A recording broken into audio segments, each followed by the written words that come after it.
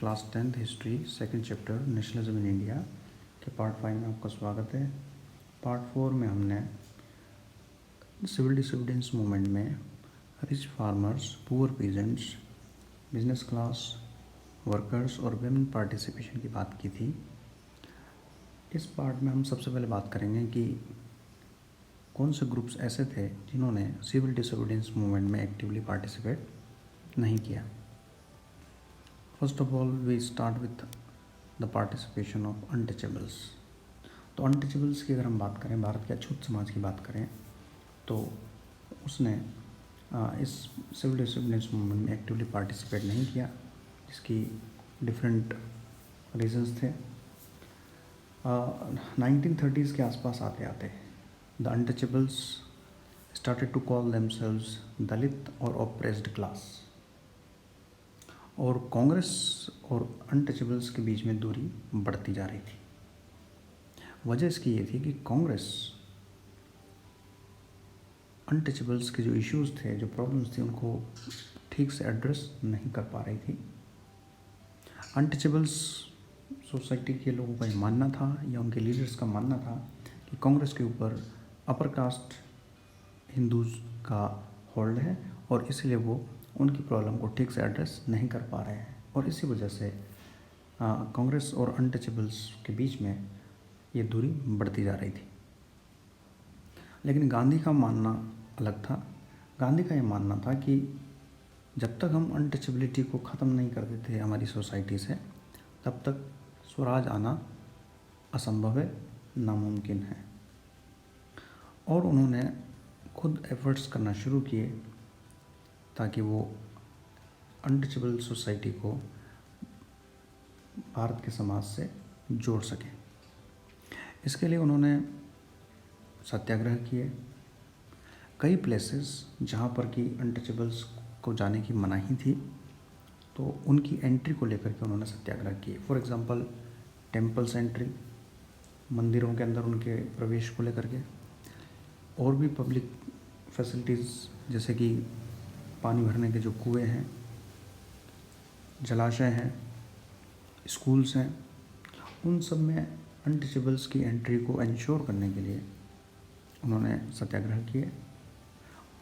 They gave a new name to the untouchable society and that was Harijan. It means children of God.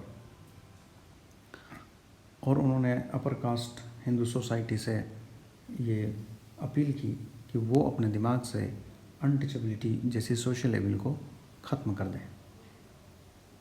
लेकिन कई दलित leaders जो थे, उनका मानना अलग था।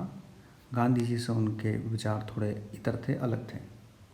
उनका ये मानना था कि अनटचेबल सोसाइटी की प्रॉब्लम्स को तब तक सॉल्व नहीं किया जा सकता जब तक उन्हें एजुकेशनल इंस्टीट्यूशंस में रिजर्वेशन दिया जाए और लेजिस्लेटिव काउंसिल्स में उनके लिए सेपरेट इलेक्टोरेट की व्यवस्था की जाए। सेपरेट इलेक्टोरेट का मतलब ये हुआ कि काउंसिल में कुछ मेंबर्स जो अनटचेबल सोसाइटी से चुने जाएं, दलित क्लास से चुने जाएं, और उनके लिए वोट भी दलित क्लास के लोग ही करेंगे। तो इसलिए से सेपरेट यानी कि पृथक, अलग, इलेक्टोरेट यानी कि निर्वाचन करने वाले, तो सेपरेट इलेक्टोरेट की उन्होंने डिमांड की। उस समय भीमराव अम्बेडकर दलित सोसाइटी के सबसे बड़े लीडर बनकर उभरे। ही एस्टेब्लिश्ड डिप्रेस्ड क्लास एसोसिएशन। दलित समाज के उत्थान के लिए उन्होंने बहिष्कृत हितकारिणी सभा डिप्रेस्ड क्लास एसोसिएशन की स्थापना की, और उन्होंने भी गांधी की तरह टेम्पल एंट्री मूवमेंट्स चलाए। अम्बेडकर ने सेपरेट इलेक्टोरेट की डिमांड को जोरदार तरीके से रखा। आप याद करें, जब 1932 में सेकेंड राउंड टेबल कॉन्फ्रेंस हुआ था और गांधी उसमें पार्टिसिपेट करने गए थे, लेकिन वो बीच में ही उसे छोड़ करके आ गए थे। वहाँ जो मुख्य विवाद हुआ था, वो विवाद की वजह ये थी कि दलित लीडर्स जो थे उन्होंने डिमांड की कि there should be separate electorate for them, उनके लिए पृथक निर्वाचन की व्यवस्था अंग्रेज़ों को करनी चाहिए। लेकिन गांधी इसके लिए तैयार नहीं थे। गांधी का यह मानना था कि अगर हम सेपरेट इलेक्टोरेट की व्यवस्था को लागू कर देते हैं तो जो नेशनल इंटीग्रेशन है, राष्ट्रीय एकता की जो कोशिश है, उनको गहरा धक्का लगेगा और जो अलगाव दलित समाज और सो कॉल्ड अपर क्लास के अंदर है, वो जो गैप है उनके बीच में, वो और बढ़ता जाएगा। और इसीलिए उन्होंने सेकेंड राउंड टेबल कॉन्फ्रेंस को बीच में छोड़कर वो भारत आ गए। और 1932 में जब ब्रिटिश गवर्नमेंट ने सेपरेट इलेक्टोरेट की डिमांड को एक्सेप्ट कर लिया तो पूना में उन्होंने फास्ट अनटू डेथ शुरू कर दिया, आमरण अनशन शुरू कर दिया इस निर्णय के विरोध में। जब उन्होंने यह आमरण अनशन शुरू किया तो डॉक्टर अंबेडकर उनके पास गए और गांधी और अंबेडकर के बीच में एक समझौता हुआ, एक पैक्ट हुआ, जिसे हम हिस्ट्री में पूना पैक्ट के नाम से जानते हैं। कई बार एग्ज़ाम में इससे रिलेटेड क्वेश्चन भी पूछा जाता है। तो पूना पैक्ट हुआ अंबेडकर और गांधी जी के बीच में और 1932 में हुआ। और इसके अंदर अंबेडकर ने ये स्वीकार किया कि वो सेपरेट इलेक्टोरेट की डिमांड को छोड़ देंगे और इसके बजाय जो प्रोविंशियल और सेंट्रल लेजिस्लेटिव असेंबलीज़ हैं, काउंसिल्स हैं, उनके अंदर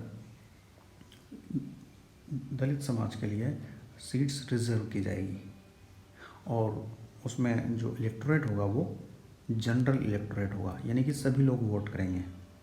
सेपरेट इलेक्टोरेट अगर होता तो केवल दलित समाज के लोग ही वोट करते, लेकिन जनरल इलेक्टोरेट का मतलब हुआ कि अगर सीट रिजर्व है और दलित समाज से कोई कैंडिडेट है तो वोटिंग जो है वो सभी लोग करेंगे। इस तरह से पूना पैक्ट हुआ और इसके बाद इस व्यवस्था को आगे बढ़ाया गया। अब हम बात करते हैं पार्टिसिपेशन ऑफ मुस्लिम्स की। मुस्लिम पार्टिसिपेशन भी सिविल डिसोबीडियंस मूवमेंट में काफ़ी कम रहा। उसकी वजह ये रही कि 1921 में जो नॉन कोऑपरेशन और खिलाफत मूवमेंट साथ साथ चले थे और जो नेशनल यूनिटी आई थी हिंदू और मुस्लिम के बीच में, वो 1930 तक आते आते उतनी ताकतवर नहीं रह पाई, जिसकी कई सारी वजहें थी। कुछ तो कम्युनल पॉलिटिक्स का दौर शुरू हो गया था। मुस्लिम लीग मुसलमानों का एकमात्र प्रतिनिधि होने का दावा कर रही थी और इधर हिंदू समाज के अंदर हिंदू महासभा जैसी पॉलिटिकल पार्टीज़ भी उभर कर आ रही थी। तो जो कम्युनल पॉलिटिक्स का दौर 1930s के बाद शुरू हो गया और कई बार उसकी वजह से देश के अंदर राइट्स हुए, दंगे हुए हिंदू मुस्लिम में खास करके। इससे जो गैप था हिंदू और मुस्लिम के बीच में वो धीरे धीरे बढ़ता जा रहा था। That is why the participation of Muslim in civil disobedience movement was very low. चलिए अब अगली बात करते हैं, the sense of collective belonging. आप याद करें जब हमने फर्स्ट चैप्टर पढ़ा था rise of nationalism in Europe, उसमें हमने बात की थी रोमांटिसिज्म की। और रोमांटिसिज्म की उस कॉन्सेप्ट में हमने समझा था कि किसी भी कंट्री को मजबूत करने के लिए, राष्ट्रवाद का प्रसार करने के लिए, लोगों में एक जैसी भावना पैदा करने के लिए केवल साइंस टेक्नोलॉजी का ही सहारा नहीं लिया जा सकता। इसके लिए हमें कल्चर, लिटरेचर, डांसेस, म्यूज़िक, इसके ज़रिए भी हम देश को यूनाइट कर सकते हैं। और हमने ये भी देखा था कि उस चैप्टर में कि एलेगरी के ज़रिए देश को पर्सोनिफिकेशन किया गया। फॉर एग्ज़ाम्पल फ्रांस का पर्सोनिफिकेशन मैरियान के रूप में और जर्मनी का जर्मेनिया के रूप में किया गया। ठीक इसी तरह से भारत में भी कलेक्टिव बिलोंगिंग सेंस डेवलप करने के लिए अलग अलग लोगों ने अपने अपने तरीके से एफर्ट्स किए। फॉर एग्ज़ाम्पल सबसे पहले हम बंकिम चंद्र चट्टोपाध्याय जी की बात करते हैं। उन्होंने सबसे पहले भारत माता की इमेज को क्रिएट किया। उन्होंने एक गीत लिखा वंदे मातरम, जो हमारा राष्ट्रगीत है, और इसमें उन्होंने भारत माता की छवि को पहली बार सोचा और प्रस्तुत किया। बाद में उनका यह गीत उनके लिखे गए नॉवल आनंद मठ में शामिल कर लिया गया। सबसे पहले भारत माता की इमेज को पेंट करने का काम अवनींद्रनाथ टैगोर, जो कि रविंद्रनाथ टैगोर के भतीजे थे, उन्होंने किया।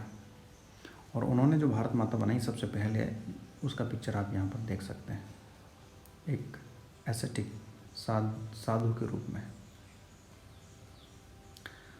इसके बाद लेटर ऑन कई बार भारत माता के बारे में अलग अलग जो पेंटर्स थे, जो आर्टिस्ट थे, उन्होंने अलग अलग तरीके से भारत माता को पेंट करने का काम किया। रविन्द्रनाथ टैगोर ने लिटरेचर के फील्ड में काफ़ी काम किया। उस समय जो भी भारत के अंदर गांव-गांव घूम करके कविताएं, कहानियां कहने वाले लोग जो थे, उनसे उन्होंने कविताओं और कहानियों को कलेक्ट करने का काम शुरू किया, उनको कंपाइल किया। कई तरह की जो कविताएं थी उनको कंपाइल किया, कई कहानियों को उन्होंने कंपाइल किया और उन्हें पब्लिश करवाया। इसी तरह से मद्रास के अंदर नटेशा शास्त्री हुए, जिन्होंने तमिलनाडु के अंदर जो फोक टेल्स थी उनका कलेक्शन किया और उसको the folklore of southern India के नाम से पब्लिश किया।